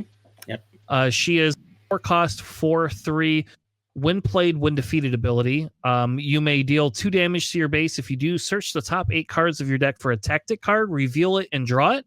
I actually think this is decently good. I would have to go through and look at all the tactic cards, But based on what we've seen, I actually think I don't know, maybe we'll do that's what we'll do. JJ will go find me all the tactic cards this week, and we'll do that next week. We'll talk about whether we think she's really good or just okay. Because you are having to do 2 damage to your base, but it is another like draw mechanic, right? And Anakin kind of likes this a little bit, for the pure fact that when Anakin comes out, he could hit harder and just end the game basically. Um, so yeah, I don't know. I do think this is. I think there could be something to this card that we just haven't looked at, but we'd have to look at all the tactic cards and see what ones are good. Yeah, definitely. All right. So the last one on this row here, we have the 1-cost Corner of the Prey, which is a tactic card. This one is a red and villainy aspect, though. This one reads attack with a unit. It gets +1 for this attack for each damage on the defender at the start of this attack. So this actually would go really, really well with some of those grit decks that want to attack really hard with each damages on there. I think this actually would go really, really great on Fifth Brother because he already wants to be damaged, and if you're able to get this out first while he has some damage on there, Fifth Brother along with a lightsaber, falling lightsaber, can absolutely wreck some boards and do some serious work on there. So definitely something we'll probably see a pretty good staple for Fifth Brother. That's the one that I could really think of. Pretty good for a 1-cost. Yeah. Yeah, I think the question is going to be the timing window for this, because you're going to play this and then you get to attack with a unit, and then because it says it's worded like that, my theory is with Fifth Brother, then Fifth Brother is going to be able to do his on attack ability first to give himself the extra damage. So if he's not damaged, he's now that, he's giving himself that extra damage, plus he's getting that so he can swing in for 4 automatically, right? Or if he's got the fallen lightsaber, like you said, it's even more. But I don't know. I want to know the timing window for this, but my belief is that this will work really, really well with Fifth Brother and not super well with other ones. But I don't know. It's still a +1, and it still can do quite a bit of damage at the end of the game. So yeah. All right, the next one is Disaffected Senator. It is a 0/4. It is a red One official. cost. Yep, 1 cost. So we got 3 colors now. I still don't think a 3-cost having to play 3 officials to get 3 cards is good at all. Just gonna state that right now. Like I would be like, okay, if it was a 1-cost, draw 3 cards if you played 3 officials. But anyway, this one is you can exhaust him, pay 2 resources, and deal 2 damage to a base. Not very good in constructed, in my opinion, but this is very good in sealed. This won a couple of games for a couple of people. I know that. Just being able to exhaust it, do that 2 damage to a base that's over top of the extra ones. I think is good in sealed, but in constructed, I don't know. I don't think it's going to have legs. It might go okay in like a Kylo deck, I guess. But it's like you're paying 2 resources to do damage. You can just play Daring Raid for 1 cost as well. Yeah. And it does 2 damage to a base. I don't know. Yeah, it kind of has like Proxima Midnight vibes, where it has 0 attack and 4 health, and you're just, tapping it to like deal damage to your base every time. But that 2 resource cost for that action kind of hurts. I mean, I guess if you're playing the deck that you tend to run out of cards really quickly and you have too many resources and you just have spare resource later on in the game, then this can be kind of effective there. But I don't see why your opponent would let this just sit there on the board until then. So some niche cases there where it might be useful. But beyond that, yeah, not the best. There are definitely better options for 1 cost. Heck, I will take a Death Star Stormtrooper over this easy any day. So, all right. So the next one here is going to be, I'm going to take the Reckless Torrent. It's a 3 cost of red aspect with 3 attack, 1 health. Coordinate, when played, you may deal 2 damage to a friendly unit and 2 damage to an enemy unit in the same arena. It does have to be, so just when you play it, there has to be 2 other units available in order for this to happen on there. If you're trying to power up a grit unit, great. And you can potentially kill a unit on the other side that's in the same arena. And what that means is that if you're doing this to a ground unit, the enemy has to be in the ground as well, or if it's space, it has to be in space. Some very niche situations where this might be useful, but for 3 costs, you have better options for starfighters. And the fact that you have to also have 2 other units for this to work kind of just makes this like a non-bow for me. Yeah, it was good and sealed. There you go. That's what I could say. Bold Recon Commando is a 3-cost 3/4 clone or Republic clone trooper, and it's got Saboteur. I think this is actually a decent card, both in sealed and in construction, because it has a Saboteur on it. It's a 3 health or a 4 health unit that does 3 damage. I think if you're looking for that in a spot, and you don't have other things that fit in there, this works really well. I'm guessing this will go good in any of the, like, if you want an Ahsoka deck that has the clone synergy and you still want some Saboteur to be able to get around Sentinels. I think this is actually pretty good for that, personally. So I like this card. Yeah, I would put this in a Sabine deck, easy. Like a cheap Saboteur unit for 3 that has 3/4. This definitely belongs in the Sabine deck, I think. Yeah. All right, next one. All right, so this one here is the 1-cost Old Access Codes. It's a single red aspect, and it reads, when played, if an opponent controls more units than you, draw a card, and it gives you +1 attack for it. Better options out there for what it can do. But yeah, that's about it. I mean, there is that possibility of you getting that draw card just from you playing that, but again, it just feels like there are better options available for you for the cost.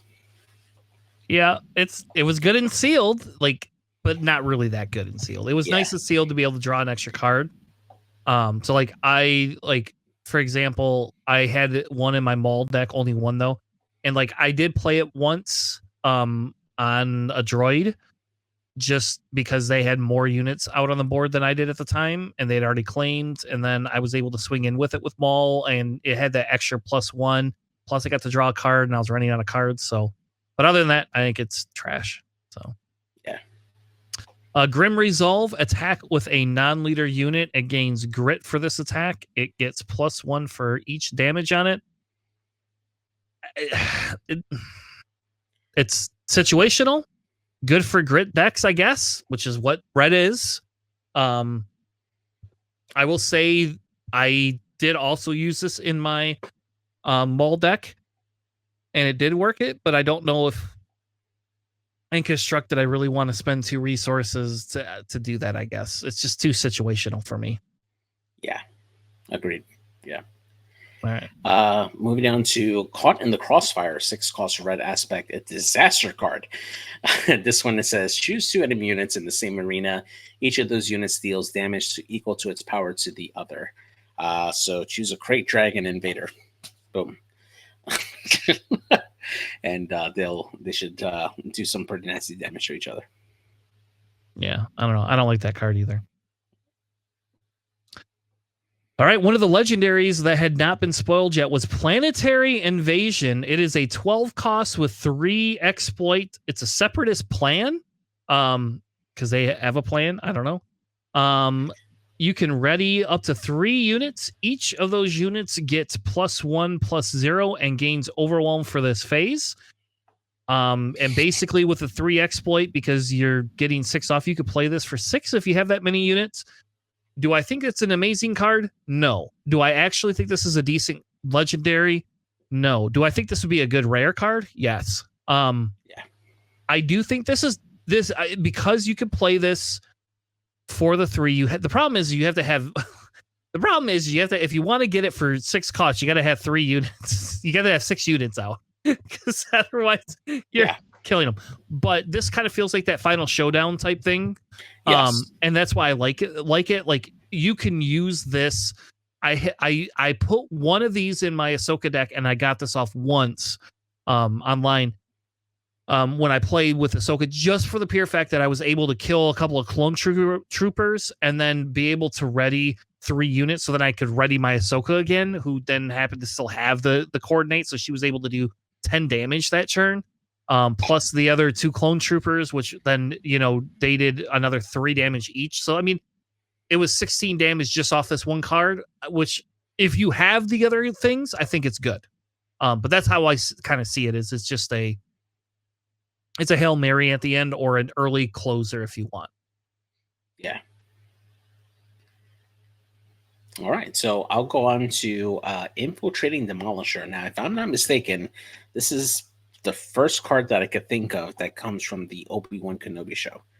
Because it's that loader that's like sacrifices itself when the Imperial raid happens, right? Oh, it is, isn't it? Yeah. I forgot about that. So, but interesting that it's villainy aspect. So this one is a 4-cost, a yellow and villainy aspect with 4 attack and 5 health with Separatist and Droid tag. This one is exploit 1 and it has Saboteur for this one here. Pretty decent for the cost, especially with exploit 1. You're able to essentially trade out a single like droid token and play this for 2 costs for a 4 or 5. It has some really great value for what it can do, and it can get around some Sentinels on top of that. So definitely something that will see some play, I would think, for sure. Yeah, I think just even at the 4 cost, this is a good card. Like personally, I actually think this is a good card. This was definitely really good in sealed.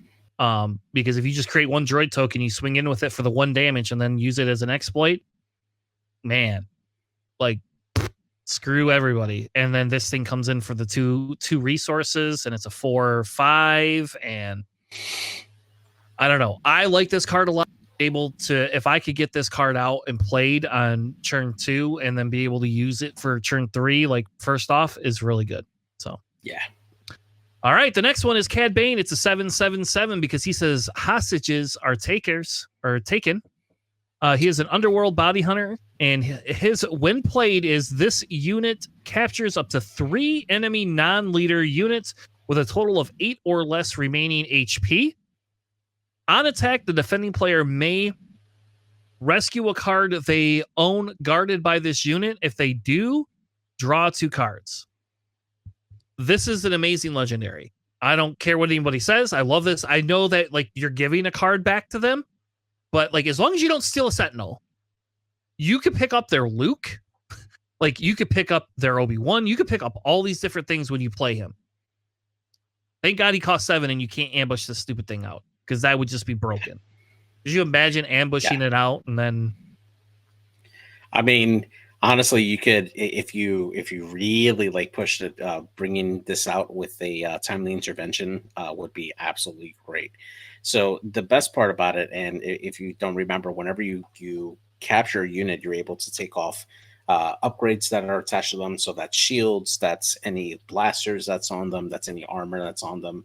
And if they decide to rescue that card comes exhausted, so they can't use that unit for that turn there. So that's is a great way to bring in this unit, completely disrupt your opponent's setup on the ground, and then just open up the way for the rest of your units that are on the table, hopefully by this point, to go in and attack the base on there. Just really, really strong, and this is definitely going to see some play for sure. Yeah. Now, can I tell you something really dirty? Yeah. Like really dirty? Okay. So, I was playing against somebody.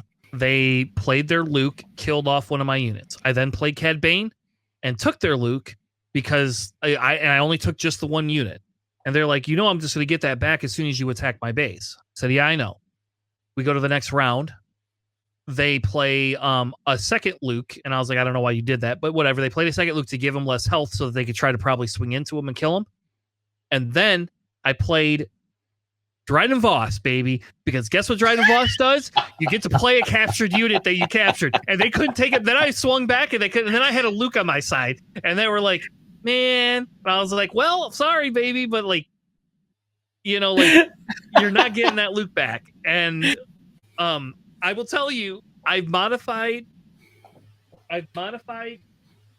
Just lost my audio. I modified some of the some of the decks that I've been playing with Dryden Voss now, just specifically for the interaction with Cad Bane. Now, obviously, that's just a niche thing. Cad Bane's good on his own, but I'm telling you, that was absolutely hilarious. And somebody got super pissed, and then they just rage quit on me. They're like, "All right, I'm done. I'm not playing this game with you anymore." Because then I had a Dryden Voss, a Cad Bane, and a Luke on my side, and there was nothing they could do about it at that point. Oh man, that's nasty, man. That's great. All right, so we'll go over to the next row here. We'll go with the quick one. 2 cost Hotshot V-Wing, single, a yellow aspect with 2 attack and 3 health. Decent stat line for 2 cost if you're looking to build the space deck. Yep. That's it. Favorable delegate is another official, JJ. Oh. It is this one's a 1/5, by the way, so this one can actually attack, but this one costs 2 instead of 1. When played, you draw a card. When defeated, discard a card from your hand. I hated this. I played this the first night with Grievous, and after the first game, I threw the damn card into the trash. Like it pissed me off so bad, because then I had to discard. Like I played all my cards and had 1 card left, and they killed it, and then I had to get rid of the card I wanted to play the next turn, and I was like, all right, well, screw this. So whatever. It's meh.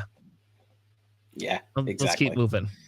So next one is the 4 cost Impropriety Among Thieves, the trick card. It is a double yellow aspect, and it reads, choose a ready non-leader unit controlled by each player.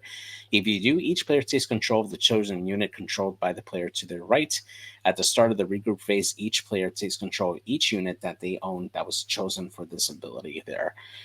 So I guess you would probably choose an exhausted unit to swap over, right? And in exchange, take one of their ready units. You could do that. That's a good idea. The other idea is it's like a cheap choose your sides for double yellow. Yeah. And they do have to be ready, so you can't I don't think you can't choose a exhausted unit, but you could choose like one of their cheap ones, or you could choose like a sentinel. Like think about it this way: like okay, if they have I don't know, we'll call Echo Base Defender, right? And you play this, you take their Echo Base Defender. Now you've got a sentinel on your side. You can swing in with it. They have to kill it. I don't know. It's not horrible, and I bet you there's going to be some for this in like a Boba yellow deck. The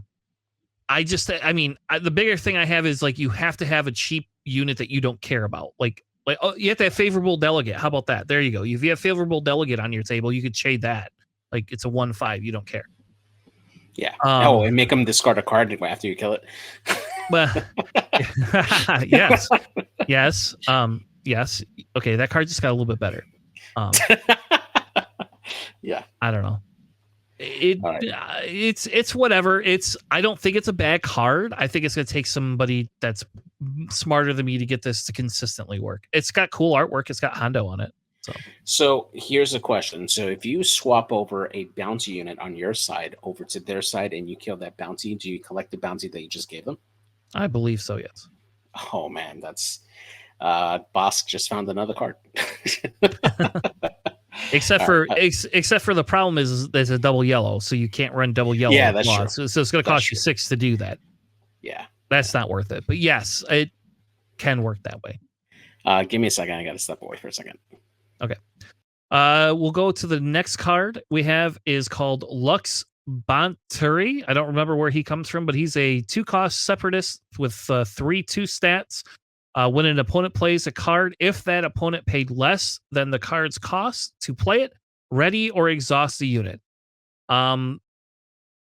This is pretty good. I actually think this is a pretty good card for what it does. This did well in sealed, except for when I only had stupid little 1-cost droids. Didn't do very well against them, but it does, in my opinion, it does do. This can be decent. It is a separatist unit. It is not an official, sadly. So that kind of is a downside, but it's a 3/2 for 2. That's still pretty good. Yeah, like I think this card is actually pretty good. I think this card will see some play, personally. So I think this card will see some play. And I think the big thing is because maybe this is a Boba Yellow card, and I just keep swerving to that. But like, this could work with Chancellor Palpatine, being able to ready a unit that you're able to kill so that you can flip yourself. Seems pretty good. The next one is Freelance Assassin. It is a 3-cost 4/2. It is an Underworld card, so we got another additional Underworld card. When played, you may pay 2 resources. If you do, deal 2 damage to a unit. So basically, for 5, you can do 2 damage to a unit, take them off the board. I think it's good and sealed. That's about it. I don't think it's that great of a card. It's okay. It is nice to have another Underworld card to be able to play and do something with McClunky with. And it is a 4/2, which is still pretty good. Being a 4/2, being able to swing in there. So if you have a lot of units, I think this works out well. But outside of an Underworld deck, I don't think you play that. Sanctioner Shuttle is a Republic vehicle transport, 3-cost 2/3. It has Coordinate. When played, this unit captures an enemy non-leader unit that costs 3 or less. I actually like this because you can capture one of their Space Sentinels. Now, it does say you could capture this unit without having to be in that arena, right? So it can capture other things, but like the ability to capture the Sentinel, I think is actually really good. It is going to be very hard to get off it with a Coordinate for 3 resources, but if you are going for kind of like somewhat of a capture deck, I think this card has some play, more than what I originally thought. I have been playing it a little bit in like a Django deck. I've been trying it out in my Django deck. I don't think I'll keep it in the Django, but I do think that there's a place for this card specifically. Yeah, with Dryden Voss, definitely. With Dryden Voss. Don't tell anyone. All right, JJ, what's one of the next cards? All right, so the next one here is going to be the 4-cost Hidden Sharpshooter. So this one is a 4-cost single yellow aspect with 4 attack, Republic Clone Trooper keywords, and 3 health, and it has Ambush. Pretty decent for the stat line there. Just being able to play this immediately and going into probably like a Sentinel unit or another unit that your opponent's holding. Pretty decent for what he could do. We've already seen something like this already in yellow. It just has the benefit of having the clone and trooper aspects on there, so you can potentially buff this as soon as it comes into play. And yeah, could be pretty decent for what it does. Yeah. Yep. The next one is Breaking In. It is a tactic. Hint, hint.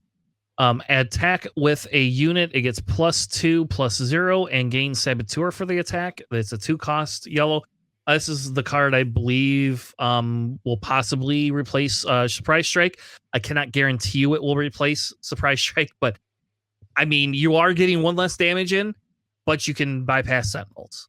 And I think that's the big thing. Like, I feel this goes really good into like a Fennec type deck that likes the ambush, likes to be able to get past Sentinels. I think anything that runs Surprise Strike should 100% consider this card. I have been playing this card quite a bit in place of Surprise Strike, and I have not noticed the missing 1 damage as often as I thought I would, because I'm able to not worry about Sentinels, and that's actually really, really good. Yellow did not need this, by the way.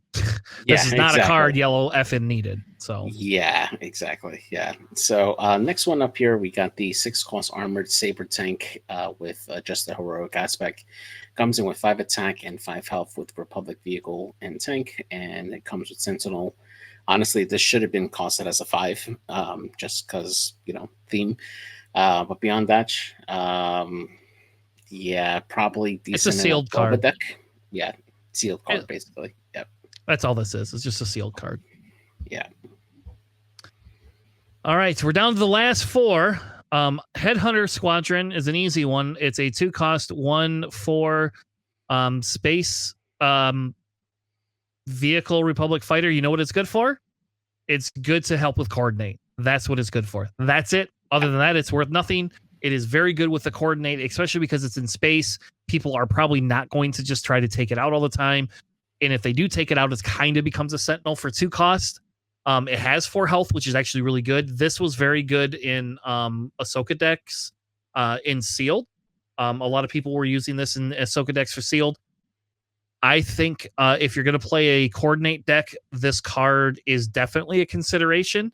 But it is, again, it's still somewhat lacking. If you could find something that has 4 health in space, for 2 costs, you might not play this. Yeah. But it's still good in a coordinate deck. Yeah. So we'll go on to the 2-cost Aggrieve Parliamentarian. This is a 2-cost, 2 attack, 2 health Separatist official. When played, choose an opponent. They shuffle their discard and put it into the bottom of the deck. I call this the anti-Afro deck official. And that's about as much use you're going to get out of this guy. Yeah, if your meta has a lot of Afra for some reason in the meta, make sure you keep 3 copies of this, because you're just going to mess up Afra. Yeah, I will tell you this affects Palpatine's return too, though. By the way. Oh yeah. Like I run Kylo. I run Kylo. I run Palpatine's return. I run Kylo. I don't think it's worth teching in. Personally, but I don't know. Yeah. It is a separatist and it is an official, and if we do see people going through their discards more, then that's fine. That this maybe that's something that we should look out for. But I agree. I don't know. I'm not going to play it. So yeah. The next one is a 4-cost dwarf spider droid, which has awesome artwork on it. I love it. It's a 3/4 separatist droid that has grit. It's okay. Yeah. And then the last one here is the 1-cost holdout blaster attached to a non-vehicle unit. When played, if you may have attached unit deal 1 damage to a ground unit, and it gives it +1 attack on there. I actually used this a lot more than I thought I would. I used this in sealed. Was able to take out a couple of droid tokens as soon as I equipped it on there. Just a nice cheap equipment to just throw on to somebody really quickly.